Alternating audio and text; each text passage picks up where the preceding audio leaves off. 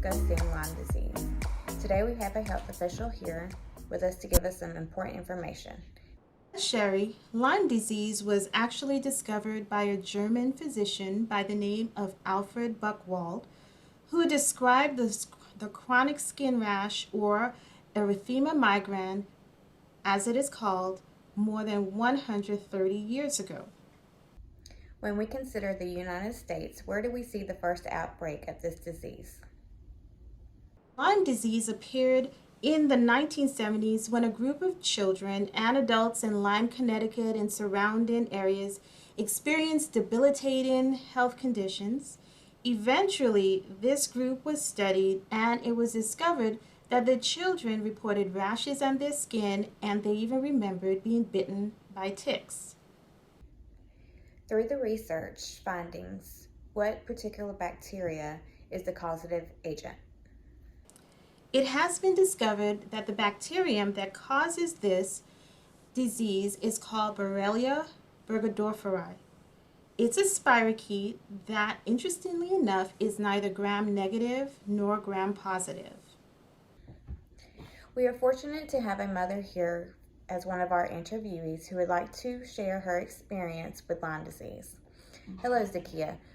Can you tell us a little bit how you contracted this disease and how you are feeling? Well, Cheri, my family and I went camping on Lake West Point, where we also enjoyed hiking through the woods, nature in general. Shortly after we returned home, I started having joint pains, headaches, and even fevers. Did you think anything was wrong at this point? Actually, no. It wasn't until a family member saw bull's eye rash on the back of my leg that I realized I needed to see a physician ASAP. What did you have to go through to get diagnosed? Well, I went through 2 different tests to confirm I have Lyme disease. I was first given the enzyme linked to immunocerebrit assay, better known as ELSA, test, and then when that came back positive, I was given the Western blot test to make sure the diagnosis was conclusive. What is your treatment plan and the length of your treatment? I was given an oral antibiotic called doxycycline for 21 days, and since I discovered that bullseye rash early enough, I have been fortunate to have made a full recovery. Some important information that I feel like our audience should know is that per CDC, 475,000 people are tested for Lyme disease each year in the United States. Additionally, in some cases, some individuals who have ongoing symptoms called post-treatment Lyme disease syndrome, it is thought that these are triggered through the immune response and can be any one of the following: fatigue, brain fog, and continuous pain in the joints.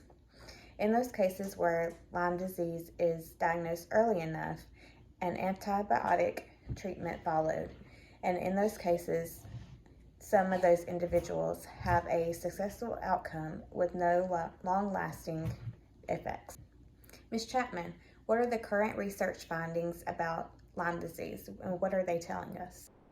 Which has proven that continual use of antibiotics for an extended period of time is not beneficial to the individual's health conditions acquired from Lyme disease.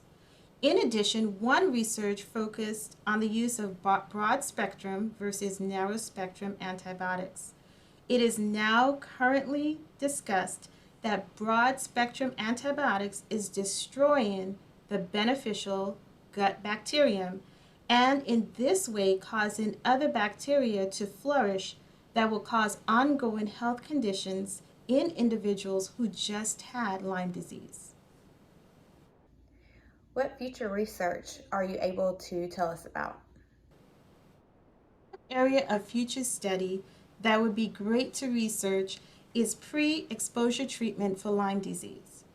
In areas where there's a high concentration of black-legged ticks, antibiotics could be administered against the bacterium B. burgdorferi. In addition, it would be interesting to see if the ELISA or Western blot test picked up antibodies for this bacterium. It would also be interesting to note if there were any side effects from individuals who were bitten by the ticks after they were given this pre-treatment. Before we go, Ms. Chapman, is there anything else you would like to share with us? The best way to prevent Lyme disease is to stay away from areas high in deer tick.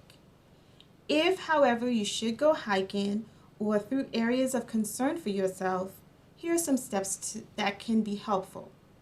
1. Use repellent on yourself and any gear you have. 2. Inspect your skin and your gear after you go hiking. 3. Shower after your event. And 4. Dry all your clothes at a very high temperature to kill ticks.